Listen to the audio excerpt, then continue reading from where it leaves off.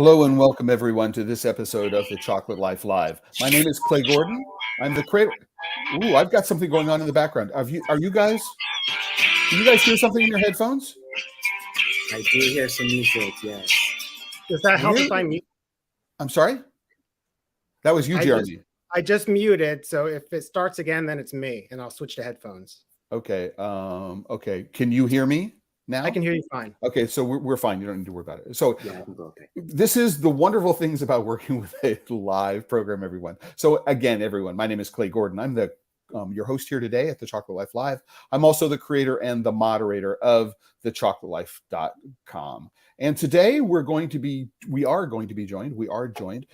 with the three people who are the heart and soul and the business and the kitchen aspect of oodaalolly chocolate based in the Pittsburgh, Pennsylvania area.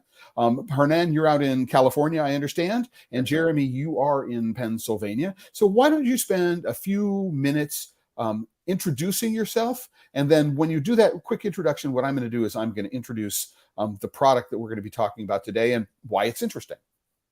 So Hernan, why don't you give us a quick start? Sure. My name is Hernan, and I am the co-founder of oodaalolly Chocolate. I actually grew up in the chocolate industry. My father is a Swiss chocolatier and chocolate maker, and my mother is from the Philippines, which is where I was born and raised. And really, oodaalolly is a combination of those things. We take cacao from the Philippines, and we focus exclusively on the Philippines as an origin, and we use Swiss-style chocolate making to actually make a lot of our products. And we focus primarily on Asian-inspired flavors and ingredients, but really we're just trying to make the best chocolate we can.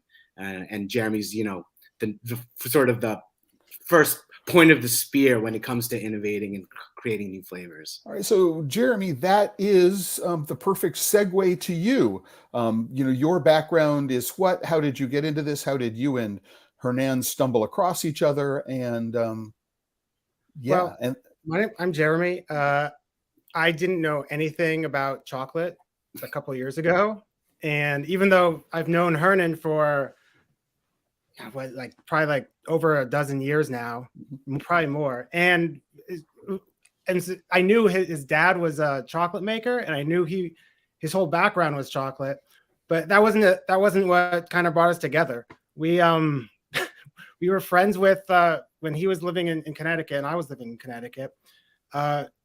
We just met through friends, and he's gone to Switzerland, Australia, where he's met his wife Mariana, and then back to the West Coast, and we just kind of stayed in touch, and we just, even though we're far away, we're always good friends, but we always kind of wanted to work in a business together. Like I remember before he moved to Switzerland, he had a chocolate company idea already set up. I think it was called Novi.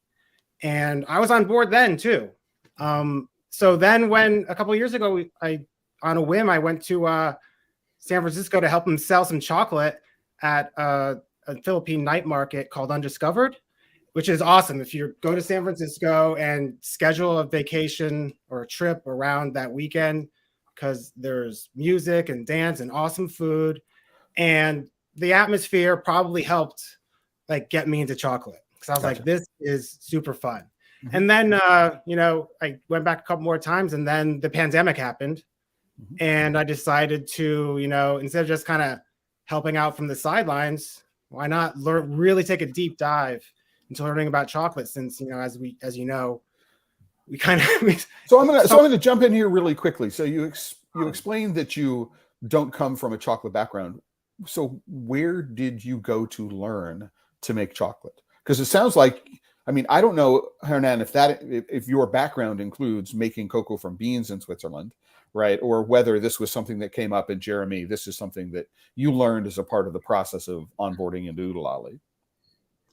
No, Hernan made chocolate from bean to bar before me. He knows how to do it. And that's not the issue. How I learned was just by making it. I got, but that's how I do everything. That's how I learned how to, do 3D printing. That's how I had to learn CAD design. That's lots of. That's just how I learn. So I got a small melanger, and experimented. And my first 3 batches were terrible, and they can only get better from there, right? So just kept on going. I mean, the great thing about chocolate is that it's very forgiving.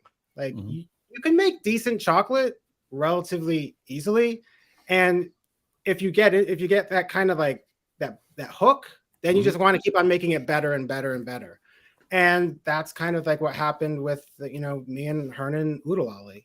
Yeah, we just kept on wanting to like innovate and try new fun things, but still have it be excellent bean to bar craft style quality.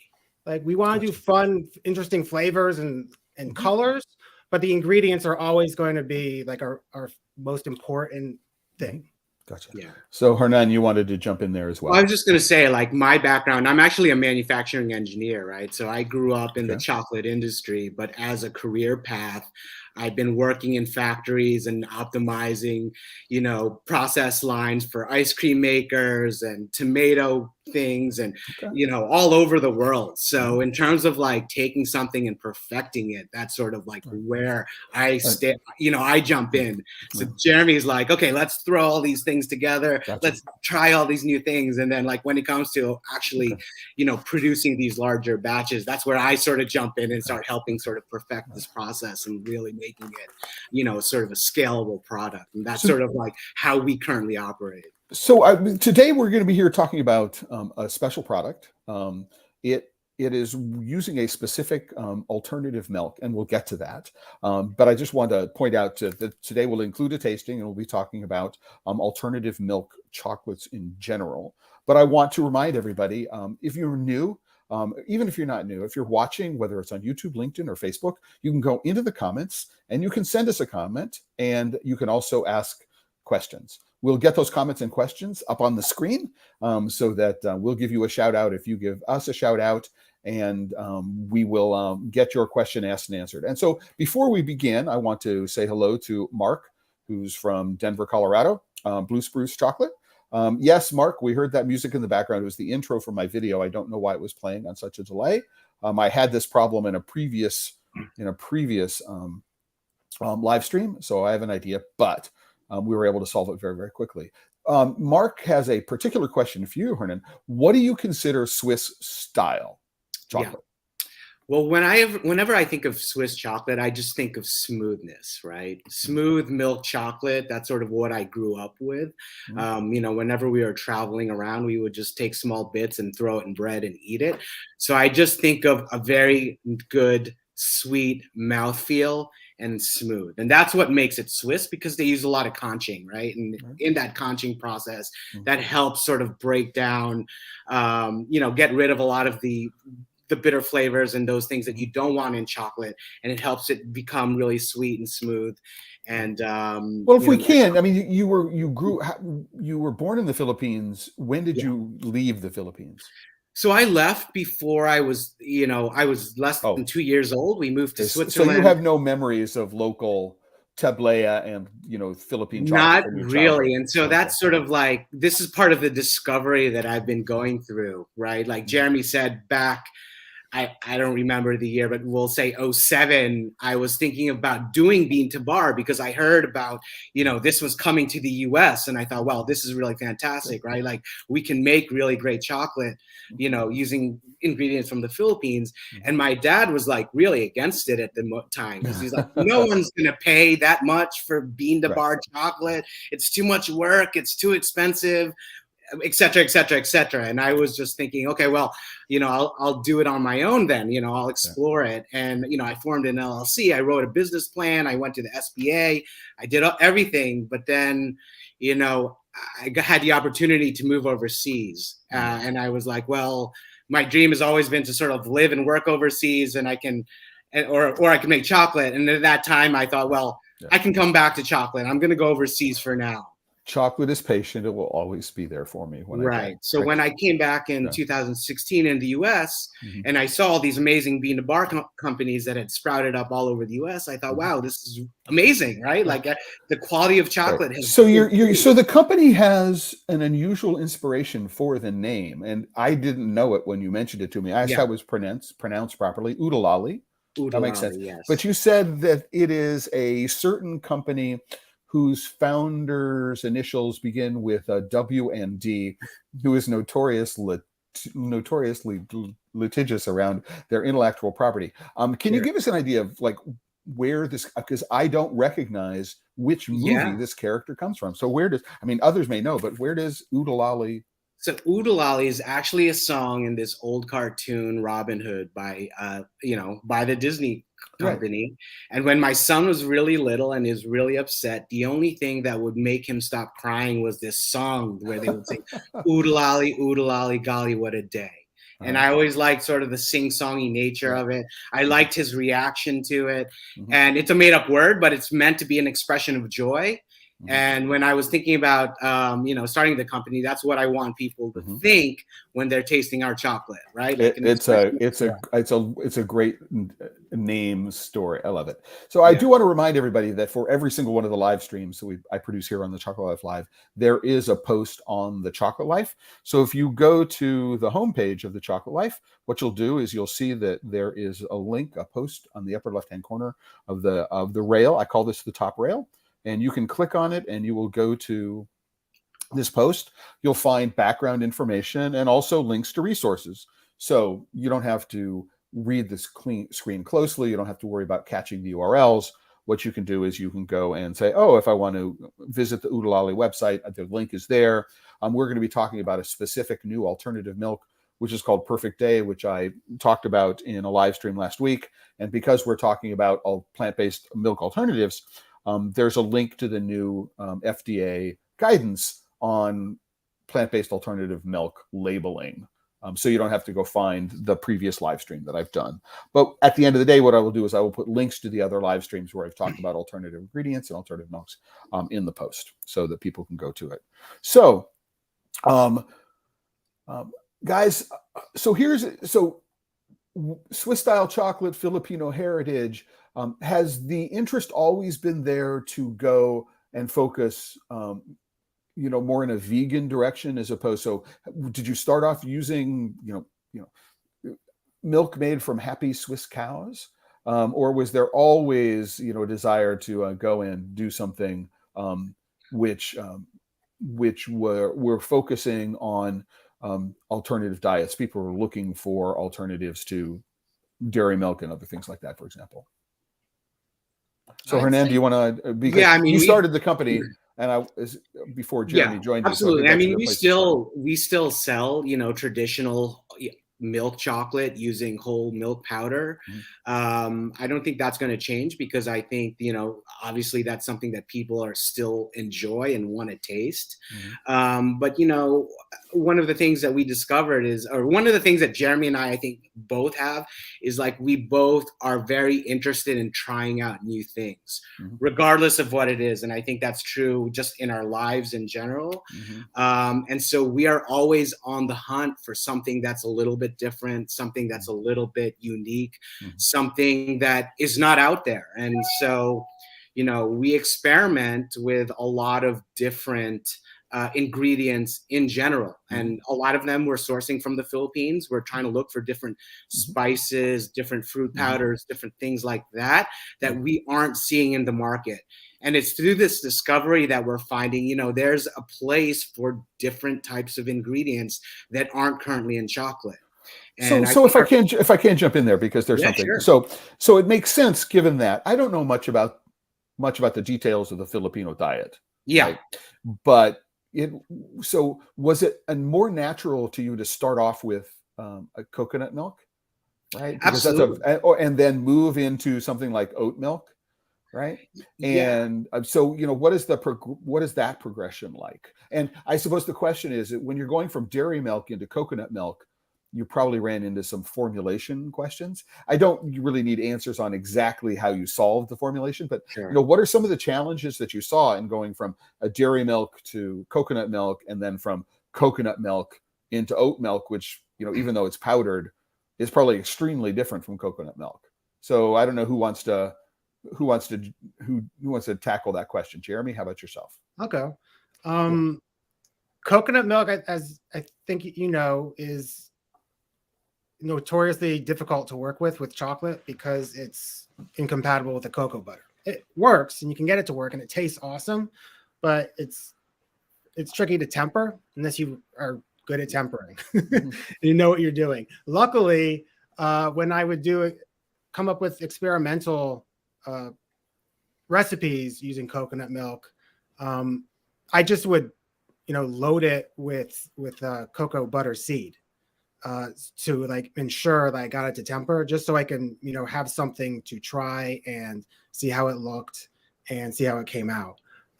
We were incredibly lucky in that we have Hernan's dad as a resource. So when I'd come over to Oxford to have him do production and hand him a recipe, he would look at it and be like, "What the hell what are you thinking?" And we would refine it, and he used his Swiss magic to always get us a perfect temper, so that our bars, were as good as the experiments led them up to be.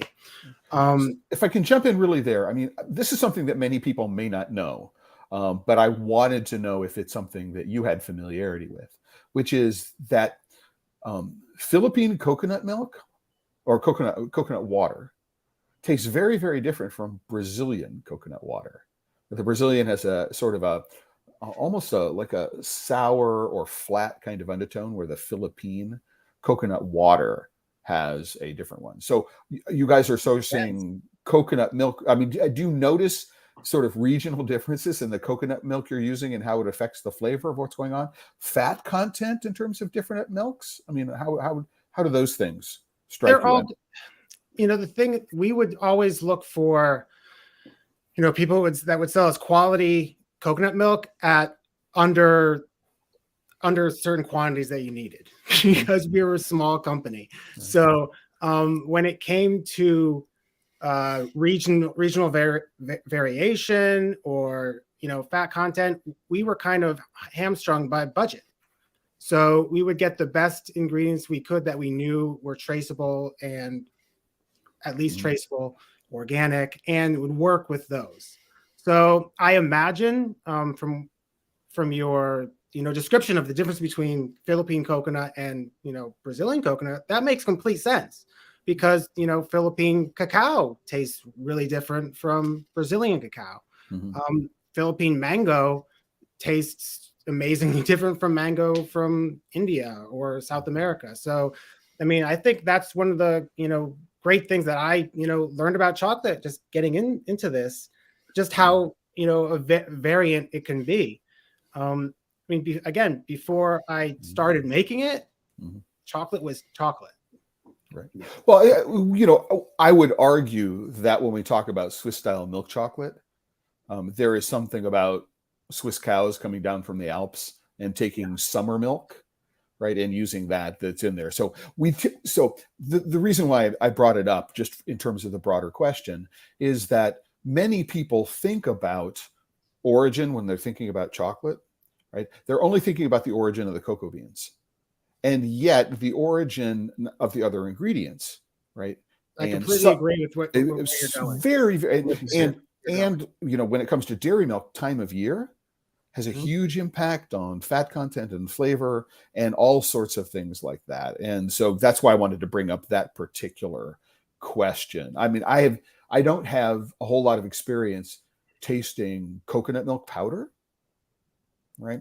And trying to determine if there are flavor differences between different coconut milk powders, right? And then understanding the fat content differences. If there are fat content differences, it would make sense that there were, right? And understanding how that might affect what it is that they're doing. So before we jump in, I mean, I mentioned, we mentioned coconut milk and oat milk, they were top of mind. But when we look at the range of plant-based milk alternatives, soy milk, almond milk. I was at Coffee Fest yesterday, and there's a company that's doing sesame seed milk. Okay. Right. And I'm just, thinking about its flavor of sesame and ajonjolí in Spanish. If you could get a sesame milk powder, what that sesame milk powder might taste like in a milk chocolate. So do you also have experience? I think, Hernan, you said you had experience working with oat milk, but also soy milk and other alternatives, right? Do you have a favorite in terms of flavor and mouthfeel and texture when it comes to working with things?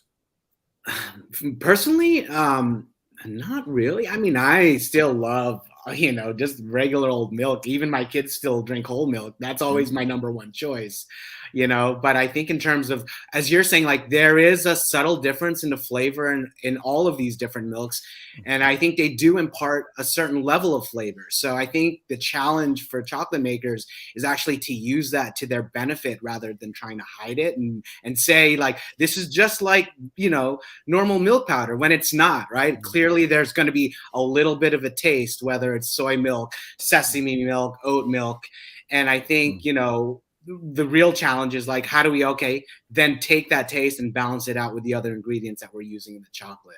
And I think, Jeremy's great at experimenting and getting those balances together. And, he just has a knack for it. But, I think that we haven't experimented with soy milk. I think that one maybe is like a little, maybe too common. I don't know.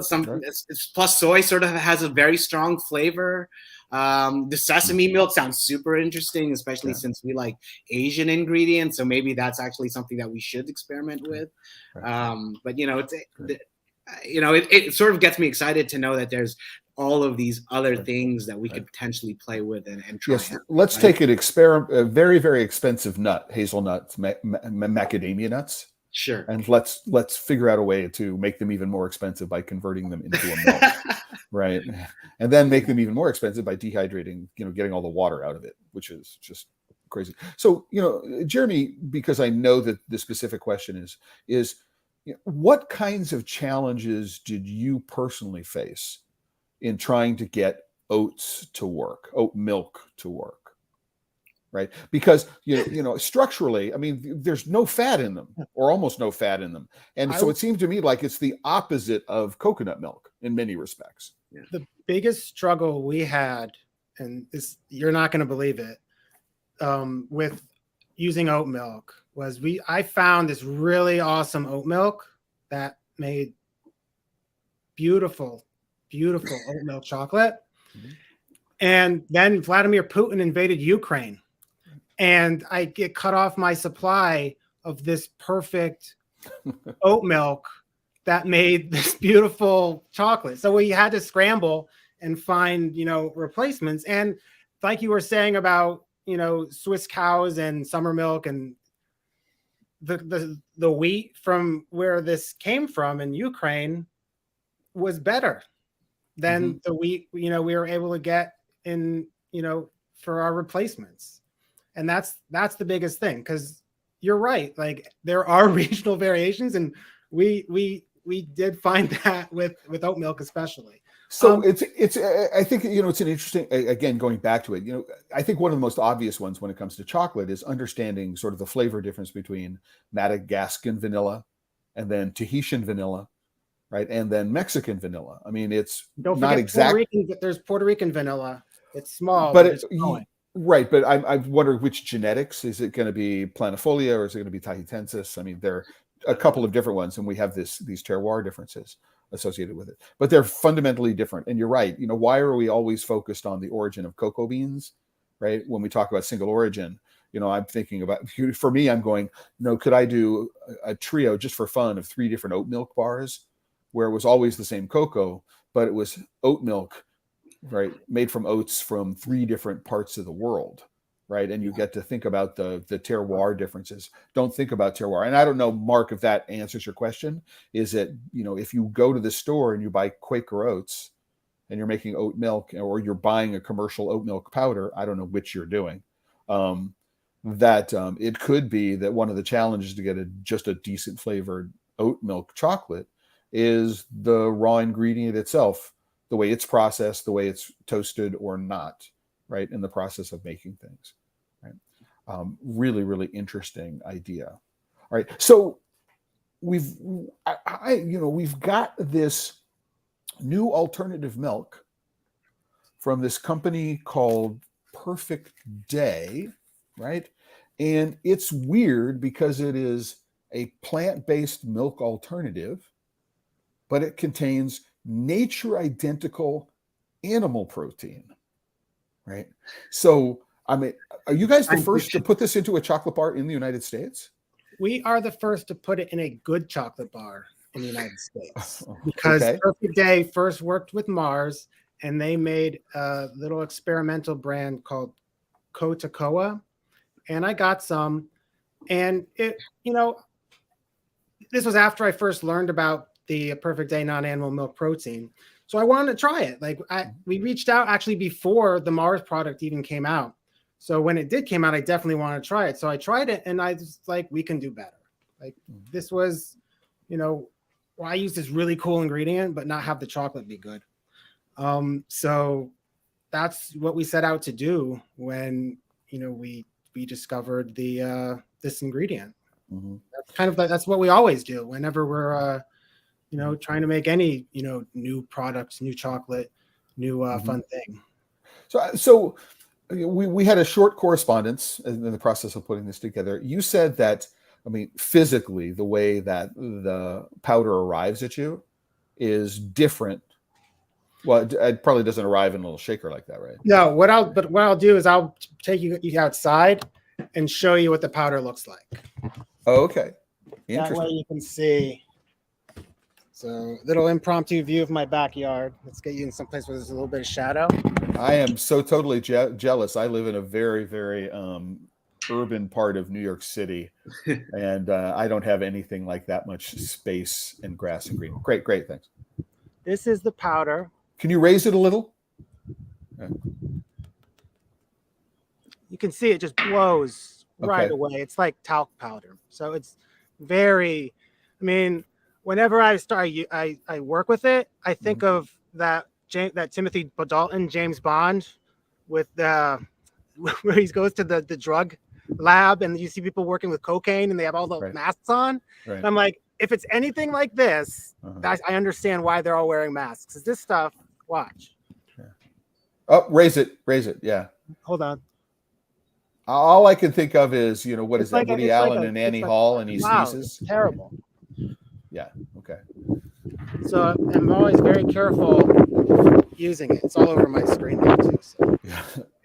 But that was a little demonstration of what the powder is. So one of the challenges that many people find when they're refining in certain kinds of milk powder is that it actually takes an enormous amount of time to actually refine the milk powder in, because of the texture of the milk powder. Do you have a problem with that in this, or is it because it's so fine, it just immediately mixes in? It mixes in really well. I probably conch it longer than I need to, but I just want to make sure that it's really in the cocoa butter, because I don't know, there's just something about it where when I tried samples as it's been going, it doesn't react like normal milk powder with the same kind of like time being in the machine. I think you need like it needs a little bit more finesse. Okay. So from a flavor profile, I know that certain milk powders have just a very, very definite flavor profile. How is this from a flavor profile perspective? It's neutral.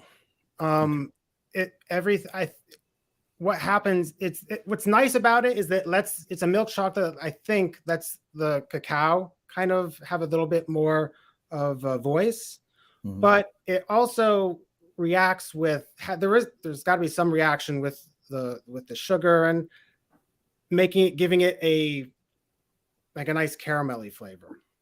So it shouldn't really have much of a flavor, but it does. And what's interesting about it Mm-hmm. is everyone tastes something completely different. Like we've given out the samples. Mm-hmm. People have tasted hazelnut. People have tasted pepper. People Mm-hmm. have tasted apricot. People, Mm-hmm. yeah, I think because it is a new ingredient and we're calling it mushroom milk, there's got to be a psychological component where one would imagine, new, right? they're like it must taste like something. Okay. So while they're tasting it, they're hunting for like a flavor, and since that's interesting thought. They have a predisposition to what they think the flavor should be based upon what it is that you've called it. So just so people know, I have samples, 2 different samples. One of which is called the Tomorrow Bar. I know this is backwards for everyone, right? Is that right? Is it backwards for everyone? No, I can see it straight on. It looks good. It's just backwards for me. All right. Good to know. And then we have another bar, which is labeled mushroom chocolate. Mushroom milk chocolate. So, for me, the first thing I thought when I saw that label is, would people think that this was milk made from mushrooms in the same way that milk is made from macadamia nuts or almonds? So what somebody does is they take a whole bunch of mushrooms and they powder them and they put them into milk and let the milk steep for a couple of hours, and then they strain all the milk out, or all the mushroom powder out, and they have a chocolate that actually tastes like mushrooms. And and then we had this conversation this morning, Hernan, before Jeremy came in, and it's sort of like, no, what it does is it helps start a conversation about it. What kinds of conversations does it start when people go, mushrooms? I don't like. Well, actually, more people are curious about it. Okay. And I think one of the things about calling it mushroom milk is the simple fact that people understand those other milks, right? So there's less of an explanation as opposed to trying to explain like precision fermentation and growing it in a lab and enzymes and this and that. It's almost too sci-fi that people can't make that connection. But by anchoring it on a milk that, like, a concept that everyone understands, it actually makes it a little bit easier, I think. But I do have a question. Do you notice if there is a different reaction based on age? If I'm a 5-year-old, am I reacting to this differently than if I'm a 25-year-old? Just guessing. Possibly. I think it depends on the consumer. I mean, the thing is, it's like people are just really curious to know what it is. Mm-hmm. And so there's just a certain swath of folks who are like, wow, I've never heard of this. I want to taste it. Okay. And I'll just sort of figure out what it is later. And I'm like, it's just milk chocolate. And so most people are like, oh, you're right. It's just milk chocolate. It tastes great. Or they're like, oh, well, I thought there was going to be more of a mushroom flavor. And you're like, okay, well, you know, it's hard to like dissuade them from that. Like Jeremy was saying, like people are reaching for different flavor profiles. Right. But it's been challenging because it does say milk protein. So people that are vegan are very concerned, like, oh, hold on, you're saying it's vegan, but you're saying it's a milk protein. Right. And then that's when you have to get into the deep explanation. But for the most part, people are pretty open to the fact that there's an alternate milk. And I think that's what's been helpful in getting people to try it, to be quite honest. It is an interesting question, because I think, Jeremy, you and I started corresponding around this, r/chocolate subreddit, right, around your introduction of the Kickstarter for this bar, right, and where somebody responded to the, it may be made using microorganisms, and the feedstock for it is a plant-based feedstock, right, but the result is a nature identical animal protein. Is it 100% vegan? And the only response that I got that sort of pushes back against that, having met a whole lot of vegans, was he said, listen, I know that when I have animal protein in my diet, that somehow I feel different from if it's plant protein. So even though it's vegan, right, there is this animal component. So I'm really, really curious as to know, where does your community, right, who may be vegan, how do they? I know where you guys come down on this, and I come down on the same side. But how does the community sort of writ large, how do they feel about the notion of a nature identical, animal-free dairy milk protein, which is a mouthful to wrap your head around? I would say it's like anything in the vegan community. Some people are for it and some people are against it. Okay. Like I would encourage you to hang out at the R Vegan subreddit, because it is a very active subreddit that, I mean, and you realize just how multifaceted and different the vegan community is. I mean, there's a jillion different opinions. So some people aren't going to think that, using this type of genetically modified fungus to make animal identical milk protein is vegan, and some people will. And I think the majority would.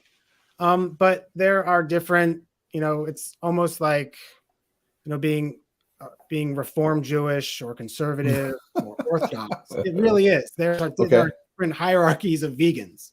Okay. And, so yeah, some people are gonna, say, yep, it's vegan enough. I think one of the arguments against it being vegan is vegan enough. I like that. I haven't heard that locution before, but I really like it. It's vegan enough. Bacon, it's vegan enough, right? Well, the one argument saying that why it might not be considered vegan enough is if it had to be tested on animals. So you make this, non-animal milk, and then you force animals. Like, I think they used I remember there was an argument about the Beyond Burger. They had to feed it to rats, like 20 rats, and then test the rats to see what the Beyond Burgers did. And because those rats ate the Beyond Burger and were killed for research, that then all the Beyond Burger can no longer be vegan, even though no animals are used to make it, because of that original sin. Right. So there's a sort of, if not necessarily to pigeonhole it, there's sort of a PETA, so the People for the Ethical Treatment of Animals. So because of this connection, so it's sort of like Tony's Chocolonely being manufactured by Calabout. So even if Tony's cacao supply chain is in fact traceable and doesn't have as much child labor in it, because it's actually manufactured for them by Calabout, and Calabout is tainted.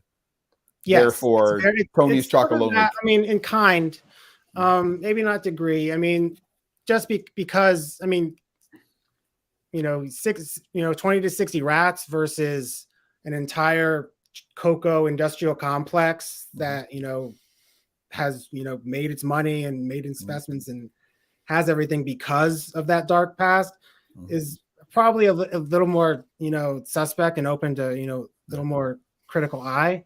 But yeah, I would say it's similar. It's a purity test. That's all. That's basically what it is.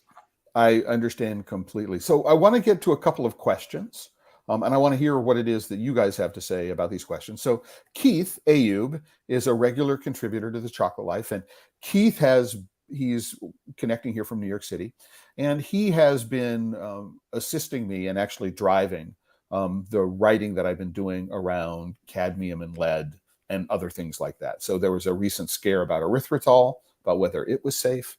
And so Keith is the go-to when I ask these questions. And so what he wants to know is mushroom milk, ? It's in fermentation tanks from fungus that makes casein, and that may not be true. I can let you know exactly what protein it's making. And the cow's milk protein, but is that fungus actually a mushroom? So it's not a mushroom, it's a fungus. It doesn't make casein, it makes beta-lactoglobin. Beta-lactoglobulin. Yeah, that's it. And does that make it actually a mushroom? So no, it's marketing. Like we always say it's more specifically should be called fungus fluid, but mushroom milk sounds good.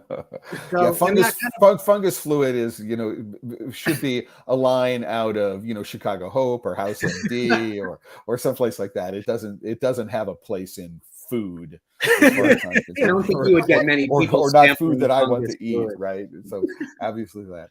But that does kind of segue into the ingredients question.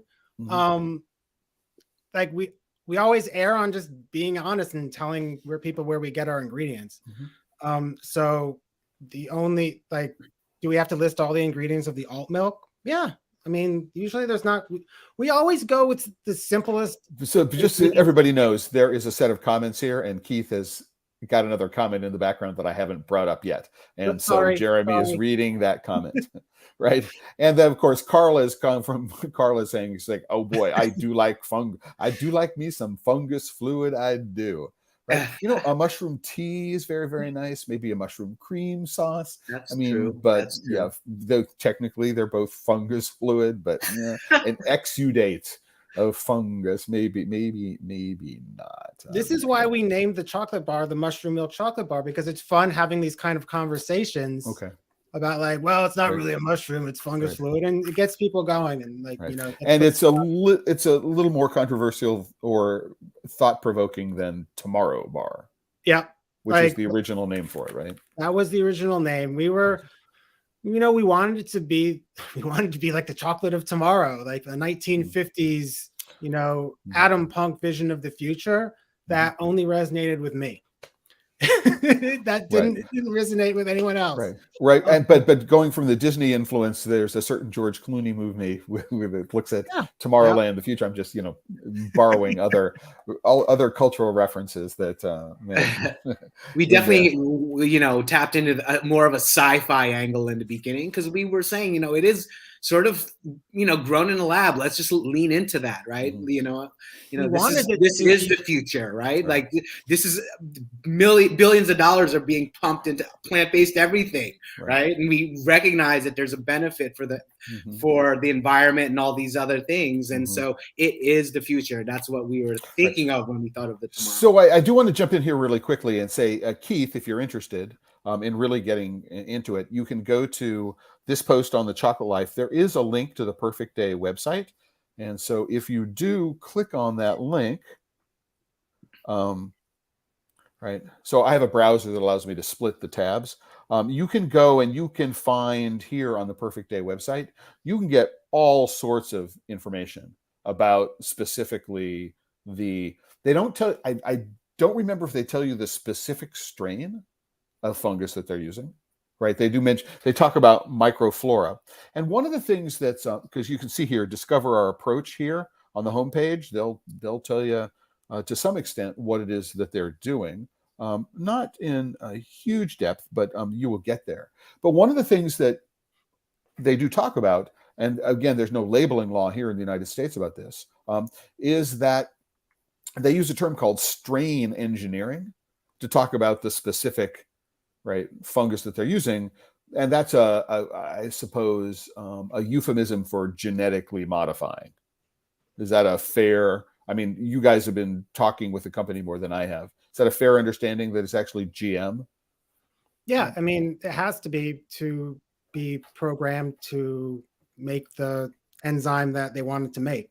Okay. I mean, and this is old technology too. This has been going on for 30 plus years. But the thing so again, here we have the sort of, the contact contamination. So it's made by a genetically modified organism. Even if I am 100% successful at filtering out every single one of those GM organisms, right? So that I can say that the fungus fluid, this just makes me laugh thinking about it. The fungus fluid is in fact GMO free. It's made by GM. Is that good or bad?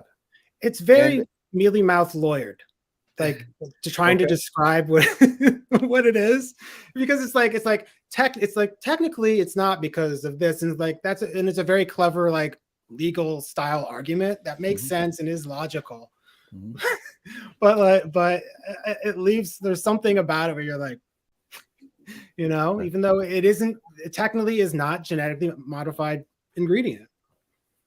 But I think if you just the thing that makes it is genetically modified, even though it is, So yes, but we talked about this contact contamination, right? And so, is it an issue for your customers? They're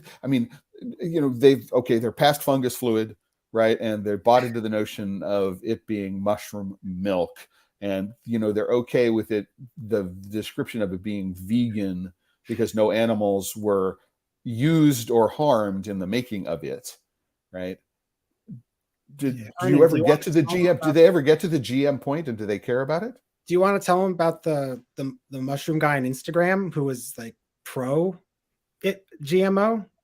It was interesting. Yeah, story. You want me to do no, it? I'm just interested, Hernan, from the customer reaction. Yeah. Do they care, or are they more intrigued with the fact that it's mushroom milk and it's new and it's different, and again, no animals were harmed in the making of it? Right? Yeah, I mean that's definitely it, right? Like there's just a natural curiosity, right? And it's just across the board, because no one's seen something like this before, right? And just because of that, and usually, I don't lead with the mushroom milk. Usually I lead with our other product. Okay. Right. So your video froze for a second. Sort of lead up to that, because I'm sort of understanding what they're interested in. Because there's a lot of people that say, look, I am a vegan. I want the coconut. I want the oat. And then if I hear that, then those are sort of like my receptors to be like, okay, well, do you want to try this? And then some people, they don't even care about that. They just want to know what it is and how does it taste. Right. And so I think like we are super knowledgeable, about all these different things. And so we can talk about sort of the nuances around it. Right. But I would say the general consumer, they just want to know, does it taste good? And, is it interesting? So yes, it's interesting. And for the most part, people find it, pretty tasty. And leading with mushroom gets them to think about it in a way they haven't thought of before, and they start asking questions to start the conversation, which is exactly the point you were just making, Hernan. Exactly. Sometimes, in a market which is incredibly crowded, with hundreds of different alternatives, right, that I can go to, finding a way to break through that clutter, right, so you grab somebody's attention is often the most difficult part, but it is the first thing you need to do in order to be able to reach people. So let's also think about the question. So Keith, you did have a question that says, when you make alt.Milk's particular plant-based milk, how does that impact labeling? What I'm going to do is I'm going to refer you to this link on the Chocolate Life. This is the current labeling guidelines. Everything you need to know about how to label a plant-based alternative milk is in this document. And I don't want to spend hours and hours and hours talking about it. The details are going to get really crazy. But the answer to the question at a very, very high level, answering for you guys, is that the dairy industry has been spending a lot of money over the last couple of years trying to make sure that almond milk could not legally be called milk spelled with an I, right? That all of these plant-based alternative milks could not be actually called milk, because the only thing that can be called milk is something that comes from a dairy animal, whether it's a cow, a sheep, a goat, or even a camel, right? Those are milks, right? If you want to juice an almond, right, then it's not milk. And the most important thing generally to know about the FDA guidance is that for the moment, it seems they've rejected that claim. You can call it almond milk. You can call it soy milk. Their concern is about communicating differences in nutritional quality between a dairy milk and a non-dairy milk. So that's an interesting question. I mean, when we think about the nutritional profile of an animal protein, how much closer is mushroom milk to the nutritional profile of an animal milk? I'm going to guess it's much closer, right? But it's also lactose free, for everybody who wants to know. It's lactose free, so my understanding from Perfect Day is that when compared to traditional conventional animal whey protein, it's actually superior in a few ways. I can get you the exact the exact reasons why. Actually, I can probably Please send it to me. If you've got something I can publish. If you've got something I can publish, what I will do is I'll put it on the post on the Chocolate Life so that people can do it. So we don't need to do it immediately, but we can share it when we get done. It occurs to me, because it is a very highly purified form, so we don't have components like Yes, if lactose is normally 10% of what the powder is like, we don't have the lactose in there. So on a weight basis, this is purer and therefore has got more of the stuff in it that would contribute it to being. That's intuitively that would be the first place I would go.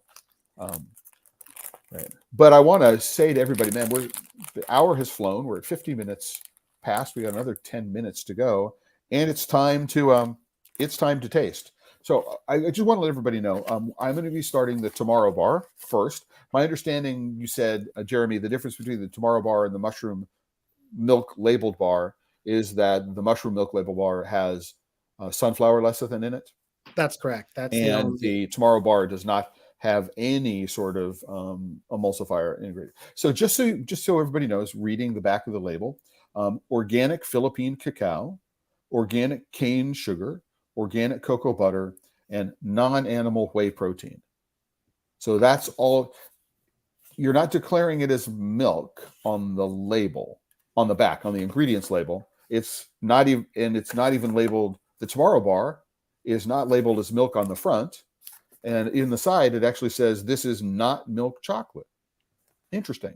I just thought from a label perspective, maybe what I will do is I'll see if I can get a scan of the label and include a picture of the label in the post.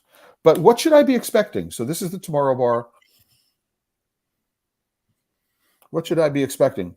I mean, it doesn't have a huge nose of either roasted cocoa, or it doesn't have a huge real dairy note. At least it doesn't seem that way to me.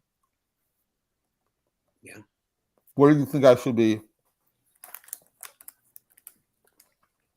Honestly, like whenever when we give it to people, everyone is different. We're just as excited to see what you think as you are. Like, I don't want to taint the experiment, so to say, by observation is like, it's whatever the thing is about observation tainting an experiment. So one thing you don't have on this is you don't have what the cocoa content is. It's a like a 50% milk chocolate.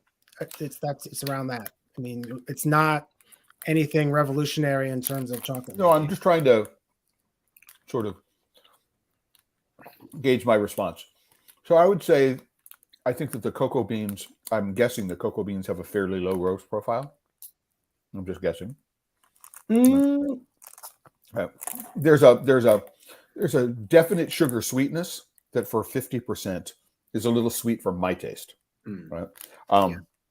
That's just me personally. That may be a little heavier roast, right? But that's just a personal preference when it comes to these things.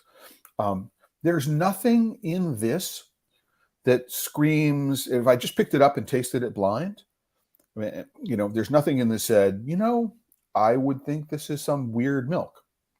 And there's nothing here. There's nothing in that bar, right? That if, again, just hand it to me, taste it blind, what do you think?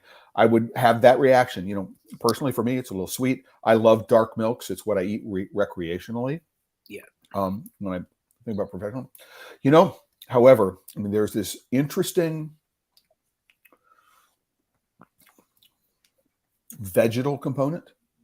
There's something. There always is. On the back of it. So once the fat has cleared the mouth, once the sugar has cleared the mouth, when I'm thinking about the finish, there's an interesting vegetal component. And that's a vegetal component that I often find in alternative dairy milks.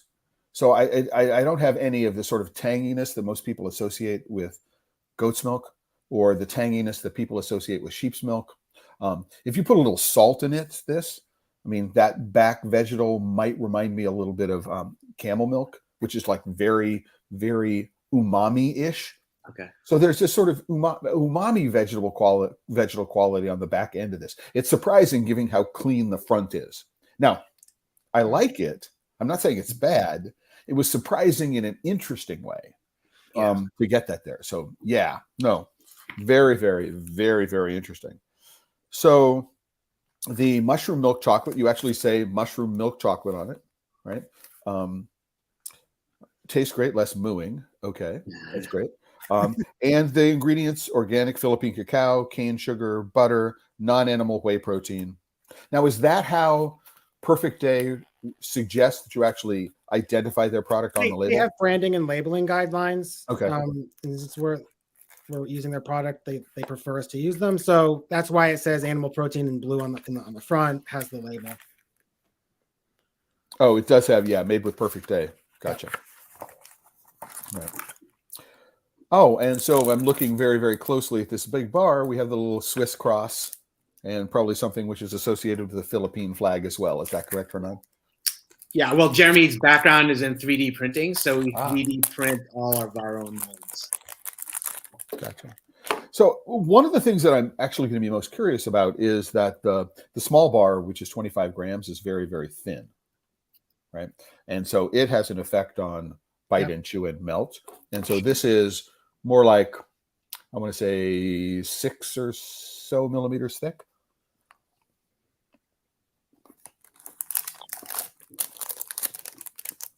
Can you hear me crunch? A little bit.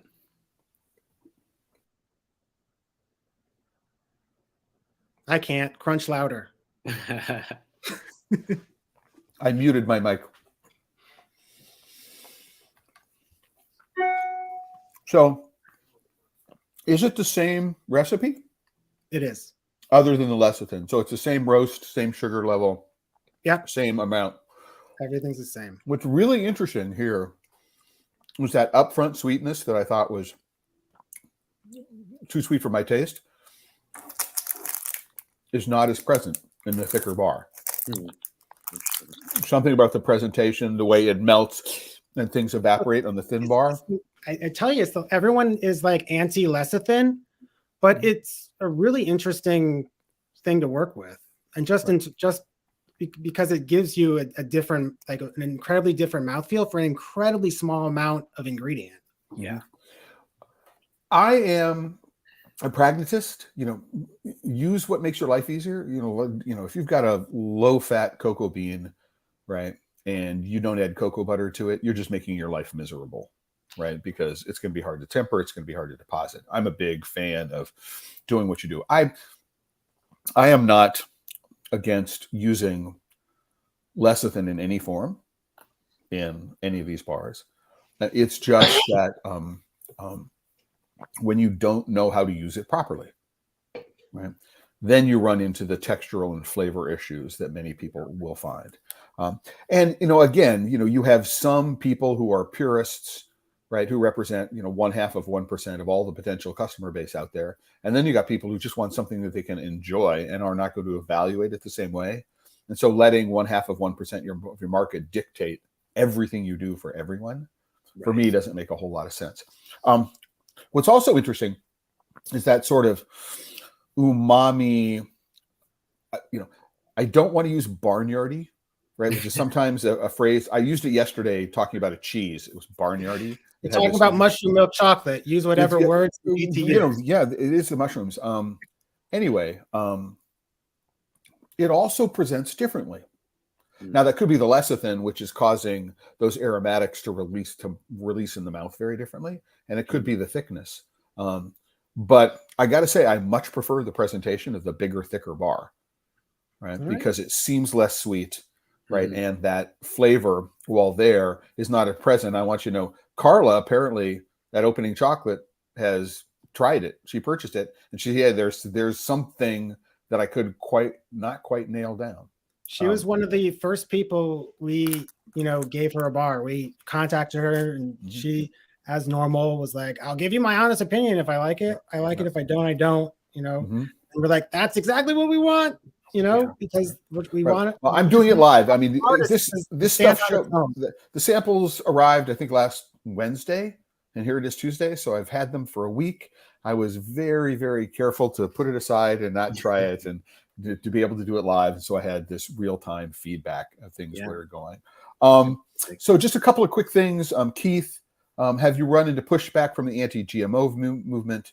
It's just a philosophy-based question more than factual question. And I hope we answered the question to your approval. There are some people who will say, it's like the organic cane sugar. Well, it's filtered through charcoal, which might have animal remains in it. Therefore, it's not vegan, right? Yeah. Even though there's no trace of animal bones in it, right? And so we have this similar sort of contact issue here. Some people will think about it. Some people will not think about it. If we were to get rid of non-GMO everything tomorrow, then significant many people would starve. The question, I think the question always is where we choose to draw those lines, right? So I can accept it here, but I'm not going to accept it there, right? If I want bioplastics to replace plastics for packaging, then genetically modified organisms are going to be the ones that are generating the polymers that go into the bioplastics. I mean, they're everywhere. We just need to figure out exactly what we're going to think about them. Keith also makes the point that the mushroom milk may be similar nutritionally, but it can't be superior. Nutritionally, there are many nutrients in cow's milk that are not in plant milks. So they are alternatives, but not equivalents. Just make a point. It wasn't compared to milk. It was conventional whey protein. Okay. And that's the exact verbiage I used at the time too. We can run the tape. But which is a highly purified product. It is. And that's what this is as well. I do know there is a statistically noticeable improvement in the perfect day protein. And again, I will get you that information because great, thanks. It's not on the tip of my fingertips right now. Cool. All right. And Keith finishes off with the lecithin wars are insane, right? And I don't know if you know this, but do you know how non-GMO lecithin is made? Yes, I don't. I think what they do is when they make a batch of lecithin, they test it. And then if it comes out non-GMO, they're like, all right, this batch is non-GMO. And then this is exactly right. There's not enough non-GMO soybean in the world, or to be able to feed a non-GMO only run in the machines. And so what they do is they just mix it, and if at the end they test it and there's no no traces of GM organisms in it, then it's labeled as GMO free, right? And Keith, absolutely right. In the end, it has to taste good, right? So do you guys have questions for me? Because we're at the end of the hour, and I want to know if there was something you would have liked me to ask and I didn't ask, or if there's something about what you're doing. I mean, are you going to use? So do you think about using this milk in a bar which is flavored with other Filipino flavorings? And what can we expect in terms of experimentation with this milk and other flavorings and inclusions? Having just asked you a question after I saying, do you have questions for me? Right? I can tell you, I want to make a bar that glows in the dark, and it's hard. Like I've tried like 3 different things and it hasn't worked. I've got it so far where once it's on your tongue, then it'll glow. But I haven't gotten it so that it glows while it's a chocolate bar. Oh my gosh! If only you could put like ecstasy in it, you'd have the perfect thing for raves. Right? Hey, there's a market for everything. We're happy to supply rave goers with glow in the dark chocolate, and it'll be. I'm sure the videos the marketing videos will make themselves. So, can you get one color, or can you get different colors from it? That's first. I want to focus on one color, okay, and then I'll work from there. Like, an orange one that glowed orange would be pretty cool. Absolutely. Anyway, I mean, generally, if we find something that works, then we like to play with it, right? So if people really like the mushroom milk in terms of just the flavor and people can enjoy it, there's so many other benefits to using it that why wouldn't we use it in other products? Gotcha. Oh, I got an idea. Can we do a little plug, for ourselves, and then do a coupon code or something? Absolutely. If what it is you'd like to do is you would like to send me a coupon code. Oh, just to everyone listening, and to have it on your website and everything in perpetuity. So do you have the coupon code on your head right now? How about just Chocolate Life, or how about ChocoliFe? Use code ChocoliFe for free shipping off of any order of $15 or more. And then you can, when you get that amazing chocolate, you can thank Clay for making it possible for getting us on his show. So just a detail, all lowercase. Okay. Or capital C, capital L. No, you know what? No, what? This is an amazing deal. So okay. let's do all uppercase. Okay, so ChocoliFe, all uppercase. Cool. All right. So yes, what I will do is not only will I put it on today's post, I'll add it to my post on Instagram and Twitter, so people can try that out. And I actually had another promo idea. I don't know if you guys are into it, but I want to share it because it occurred to me after I got back from Coffee Fest and the restaurant show last night. I realized I hadn't posted to Instagram, right? So I posted to Instagram, and after I did that, I said, you know, there's the obvious pun here, and I've completely missed the obvious pun.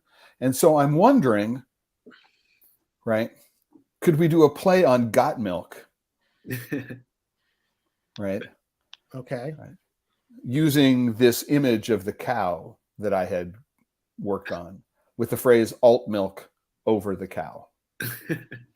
So whether it would make a good sticker or whether it would make a good t-shirt or something like that. Anyway, if anybody's watching this and they'd like to have this on a sticker or a t-shirt, let me know, and I will work on producing a sticker or a t-shirt. Could be a good guerrilla marketing campaign. You go to someplace and put alt.Milk onto You've got something there. We can work on it. Onto a shelf talker or something like that. I didn't say it was, you know, perfection, but it was the thing that occurred to me at 1 o'clock in the morning as I was doing other things. Great. All right. And with that, I want to thank you both for being my guests here today, for the humor, the look inside what it is you're doing at oodaalolly, the origin of the name, you know, the background of the company, where it is that's going. And just want to, again, thank you also for offering up the coupon code. I will make sure that before the end of the day, it's on the website. And with that, I want to thank everybody who's made it here to the end of this Chocolate Life Live, and end as I try to end every single one of these live streams with a very, very simple reminder, which is if you're working with chocolate and you're not having fun, you're doing it wrong. Ciao, everyone. Until the next time.